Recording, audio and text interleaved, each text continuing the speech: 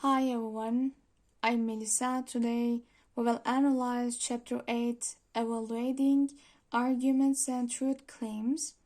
In this chapter, we will learn when is an argument a good one, and we will also address an issue that is so significant in argument assessment, that is, when is it reasonable to admit a premise as true.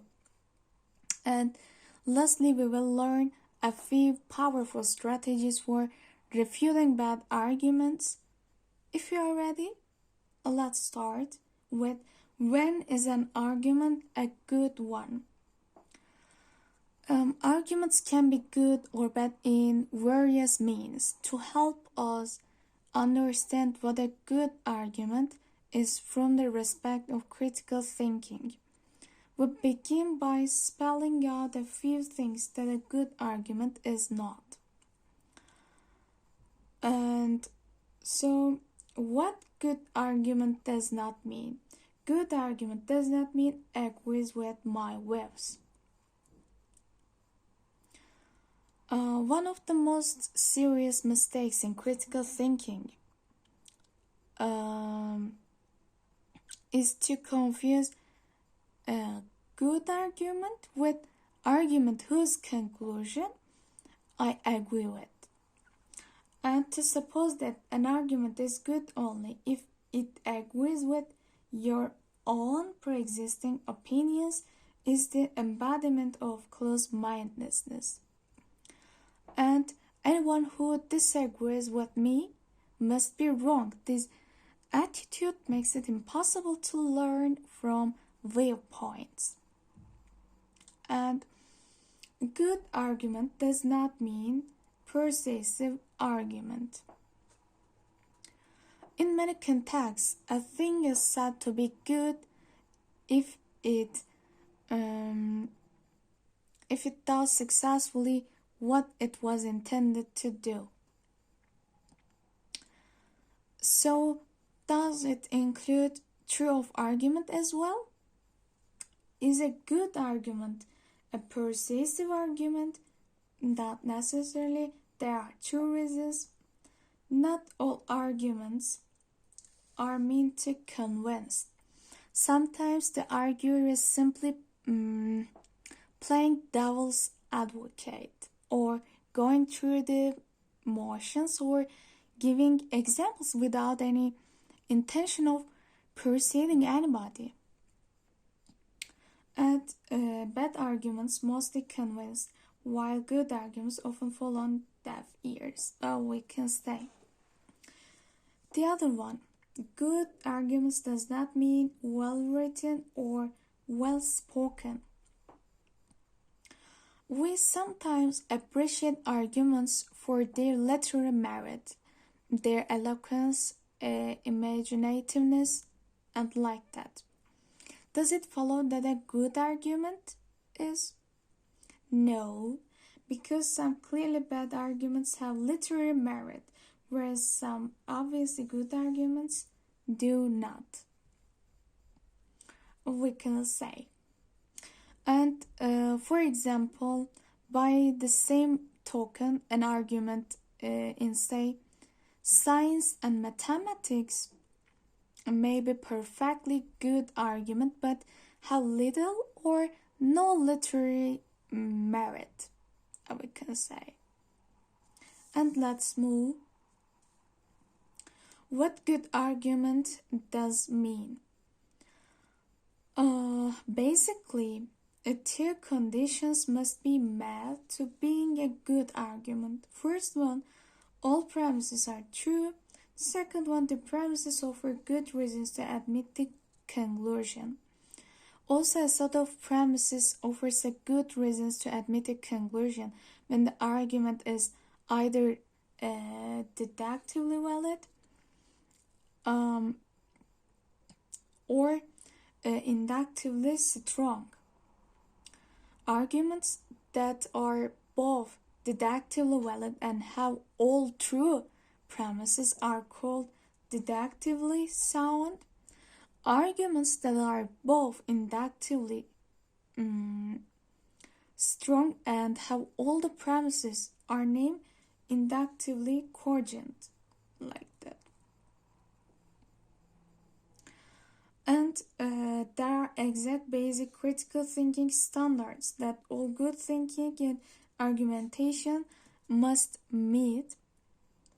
Among the most important of these standards are clarity, precision, accuracy, relevance, consistency, logical correctness, completeness, and fairness, we can say. And let's move.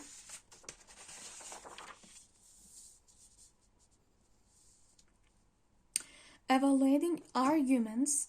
There are some general guidelines about evaluating arguments. First, are the premises true? Second, does the arguer commit any logical fallacies? Third, are the premises relevant to the conclusion? And is the argument fair? Is the arguer fair in his or her presentation of the evidence and treatment of opposing arguments and views?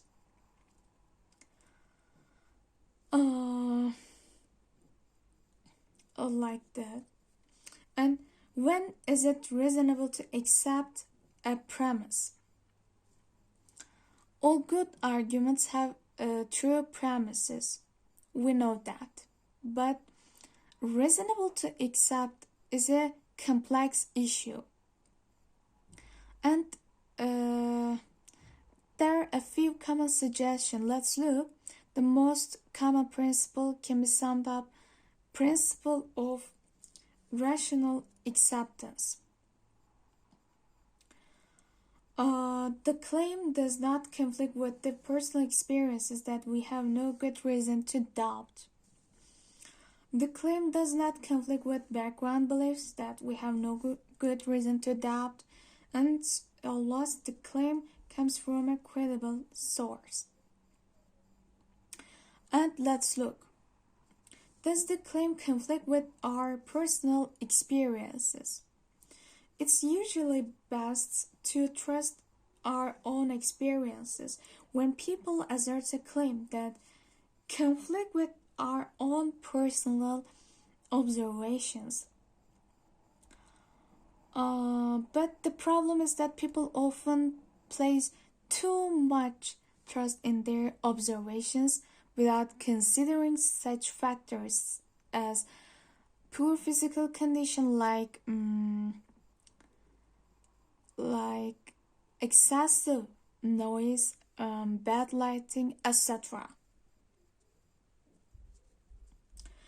And critical thinkers also recognize that their beliefs, hopes, fears, biases can affect their observations, we can say. And so personal experiences are often less reliable than we think. And let's move the other one. Does the claim conflict with our background beliefs?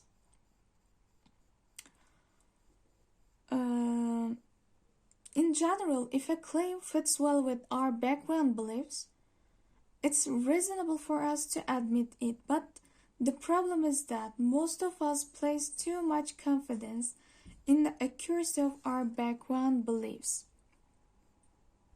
Thus, if our background beliefs are unreliable, any beliefs depend upon them will also be unreliable.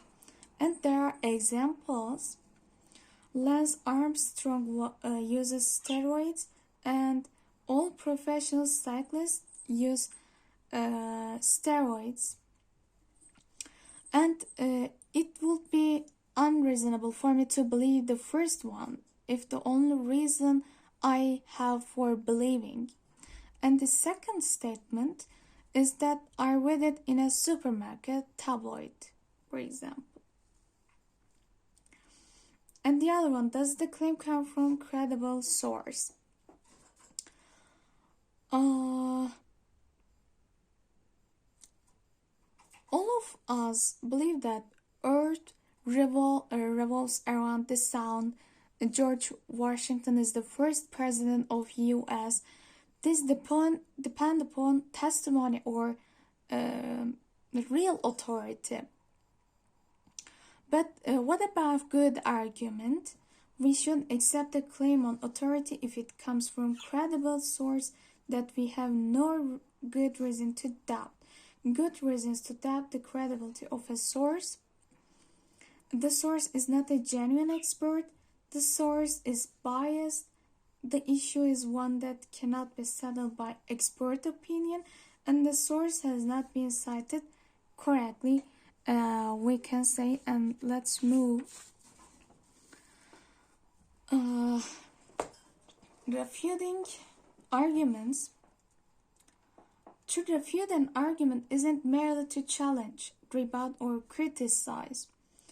It's to defeat it, to show that the premises do not provide persuasive reasons to admit the conclusion.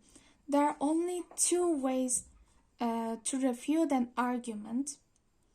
First, show that a premise or a critical group of premises is false or dubious. And the other, show that the conclusion does not follow from the premises, we can say. And let's look the first one. Strategy 1. Show that a premise or a critical group of premises is false or dubious.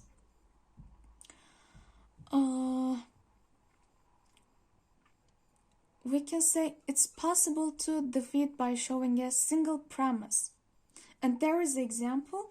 All the presidents live in the White House. Paris Hilton is president, so Paris Hilton lives in the White House.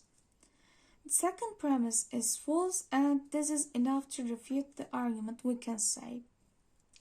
And there are examples.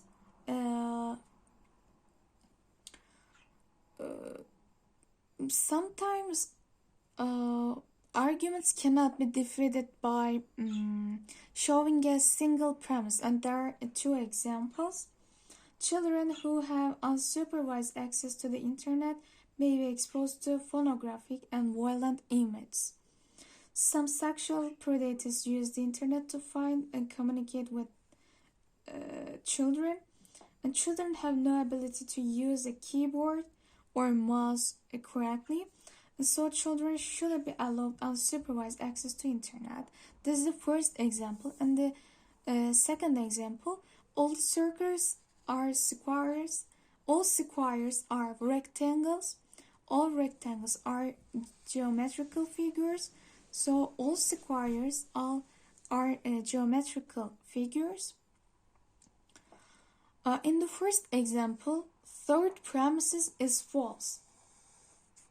This is false. However, showing that the premise is not adequate to refute, because premise 1 and 2 are sufficient to support the conclusion. And the second example, the first premises is absolutely false, but premise 2 and 3 are true, and the conclusion follows validly from these premises, or we can say. And the other strategy to show that the conclusion does not follow from the premises, by demonstrating that the reasoning is faulty, that the conclusion does not follow properly from the premises, we can say. And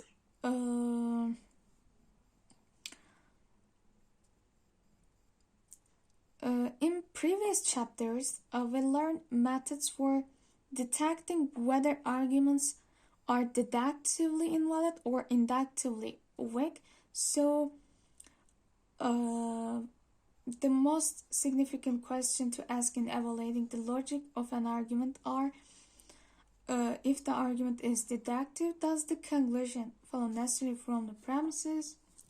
Are the premises relevant to the conclusion? Are the premises sufficient to support the conclusion? We can say.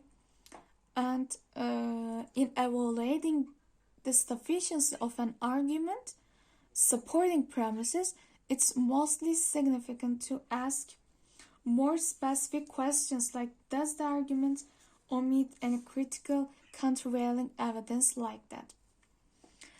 And to conclude, even if you agree that all the premises in an argument are true and relevant, you can still refute the argument if you can demonstrate that the premises do not offer sufficient support for the conclusion, we can say.